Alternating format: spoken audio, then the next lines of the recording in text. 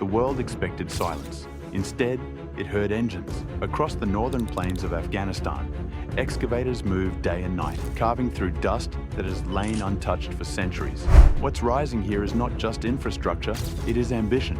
This is the Kosh Tepa Canal, a project so vast that it will reroute the flow of an entire river system. A 285-kilometre waterway cutting straight through desert, designed to reclaim 500,000 hectares of barren land. When finished, it will turn sand into farmland and transform the food security of a nation once dependent on imports. But here is the real shock. The project is being built almost entirely with domestic funds and manpower. Nearly 6,000 workers operate in shifts around the clock. Engineers measure, dig, and pour concrete without pause. Bulldozers grind across the landscape, guided by satellite data and simple determination. The goal is to divert nearly 20% of the Amu Darya River. If successful, that single diversion could feed over 3 million Afghans. Yet every cubic metre of water taken north is a cubic metre not reaching Uzbekistan or Turkmenistan. Those two neighbours rely on the same river for their own agriculture. They are watching every movement of this canal, calculating how much water will vanish before it crosses their borders. Afghanistan is reshaping its geography, and in doing so, the balance of Central Asian resources. Section 1, the canal that redraws maps.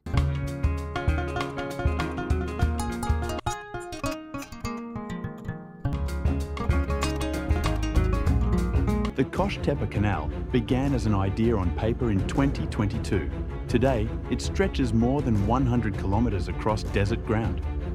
It is expected to reach full completion by 2028. Its average width will exceed 100 metres, larger than California's aqueduct. The numbers are staggering. Cost estimates hover near $700 million. 25 million cubic metres of earth must be moved. Concrete linings and control gates will regulate water flow toward new irrigation zones covering 550,000 hectares. That is more land than the entire state of Delaware. But what makes this canal remarkable is not just its engineering, it's the political geography it disrupts. Downstream nations have raised alarm. Uzbekistan warns of potential droughts if water is mismanaged. Turkmenistan fears crop loss. Iran, although not directly connected to the Amu Darya basin, sees this project as a signal that Afghanistan intends to assert full control over its water systems. Satellite images now show water already filling parts of the new canal. The once dry plains around Balkh province have begun to green. Wheat and cotton tests are underway.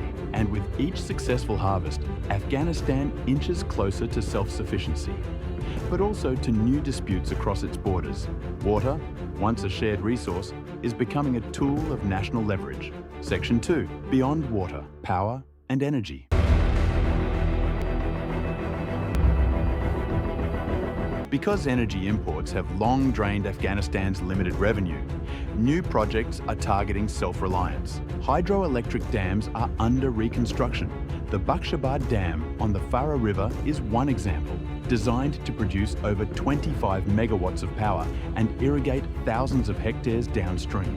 Engineers say that once all planned dams are operational, Afghanistan could reduce imported electricity by more than half. That is crucial for a country where only 30% of households have reliable power. But electricity generation is only part of the story. Across the West, work has restarted on segments of the Kasa 1000 transmission corridor, a four-nation project linking hydroelectric stations in Kyrgyzstan and Tajikistan to consumers in Afghanistan and Pakistan. The plan will deliver 1,300 megawatts of clean energy southward, with 300 reserved for Afghan use. World Bank and regional partners have continued supporting construction through special financial structures that keep funding transparent and monitored. The hope is that cross-border electricity trade will stabilize local grids while connecting Afghanistan to regional power markets for the first time. Each new transformer installed in these remote mountain valleys adds another line on the map. Lines that carry not only energy, but also political connectivity. Section 3, a new urban vision. While the deserts are being watered, the capital is also being rewritten. On the outskirts of Kabul, bulldozers are clearing ground for an entirely new city. A project simply called Kabul New City. It covers more than 700 square kilometres, nearly 1.5 times the size of the current capital. The plan includes 2 major phases stretched over 30 years. The first focuses on residential districts, public facilities and infrastructure. The second will build commercial and administrative zones designed to host millions. Blueprints show wide boulevards, transport corridors and green spaces. Schools, clinics, shopping areas and energy-efficient housing are part of the master design. The first completed district, known as Golden City, will contain more than 40,000 housing units. Construction firms from Turkey, Qatar and local provinces have already joined tenders for water systems and roadworks. By late 2024, more than 6,000 homes were already under construction in Parcel B. Another 50,000 are planned in the next development wave. If completed, Kabul New City could accommodate between 1 and 3 million residents. It promises jobs, housing and modern infrastructure in a country where urban overcrowding has reached crisis levels. To the outside world, it signals something else, the determination to rebuild, even in isolation. Section 4, the steel lines of connection. Beyond agriculture and housing, Afghanistan is turning to rail. The Trans-Afghan Railway is perhaps the boldest of all current transport projects. Stretching nearly 600 kilometres from Mazar-i-Sharif in the north to Torkham on the Pakistani border, it will form a direct link between Central Asia and the Arabian Sea. Once operational, freight that used to take 35 days by truck will reach ports in less than 5. The line will include more than 300 bridges and 5 major tunnels through rugged mountain terrain. Construction costs are estimated at nearly $5 billion. In parallel, the Herat-Kaf railway connecting western Afghanistan to Iran is already active. Its first shipments of railway equipment moved in 2023, marking a milestone that finally connected Afghanistan to international maritime trade routes. For the first time in modern history, Afghanistan could become a transit hub rather than a dead end. Regional economists call it the missing link of Central Asia. Each kilometre of rail reduces dependency on distant ports and overland trucking through unstable routes.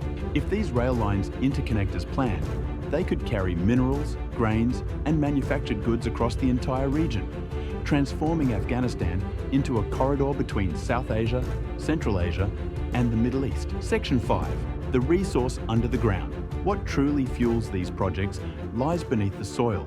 Geological surveys by both Soviet and Western experts have long suggested that Afghanistan holds mineral resources worth over $1 trillion.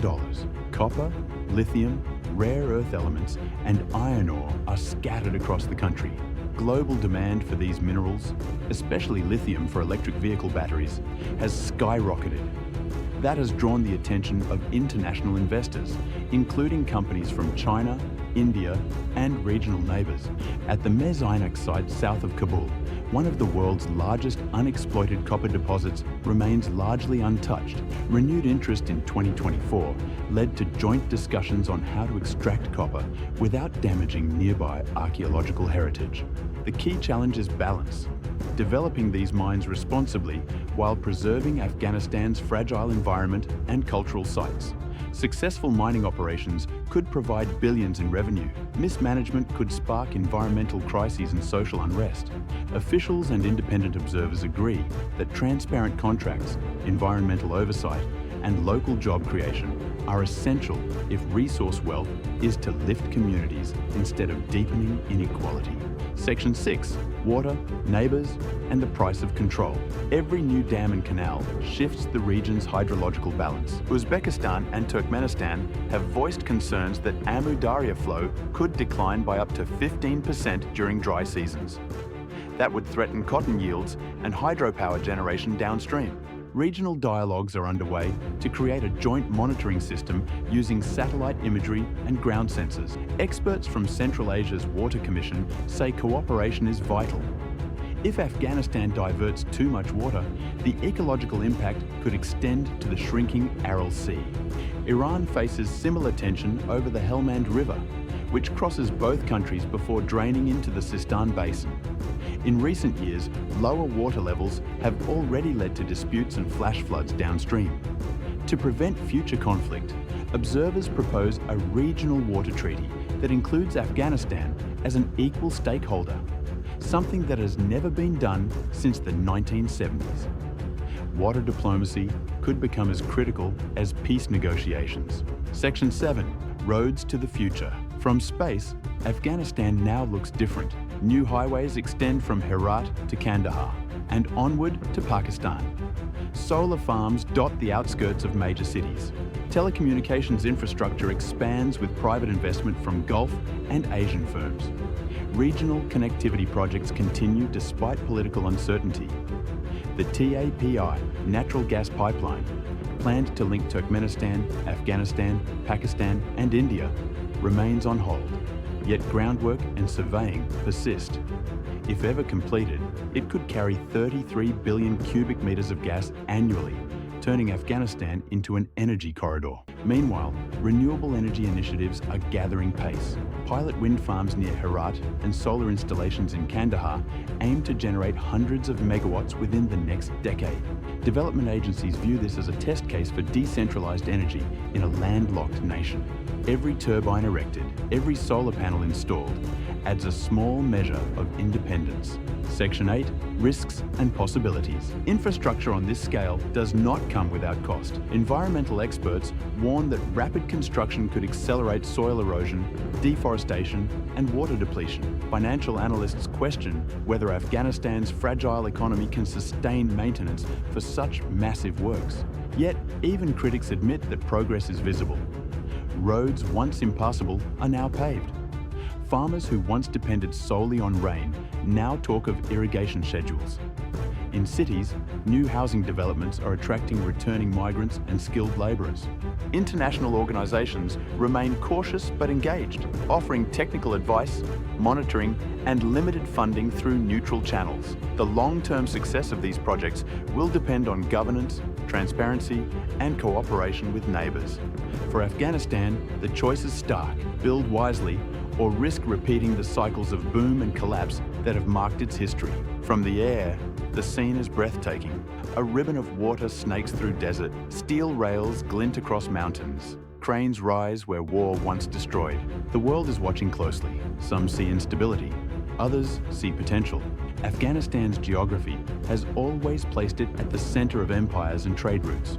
Now, through engineering rather than conquest, it is trying to reclaim that place. Whether these projects succeed or fail will determine not only the nation's future, but also the shape of Central Asia's next century. The engines are still running. The desert is still moving. And for the first time in decades, Afghanistan is building towards something larger than survival. It is building toward possibility. The world expected Afghanistan to fade into silence. Instead, it is building canals that reshape rivers, cities that rise from ruins, and railways that reconnect continents. What do you think this transformation means? Will these projects turn Afghanistan into Central Asia's new trade heart, or trigger the next regional resource struggle? Comment your take below and subscribe to follow every new chapter in the rebuilding of a nation the world once thought was finished.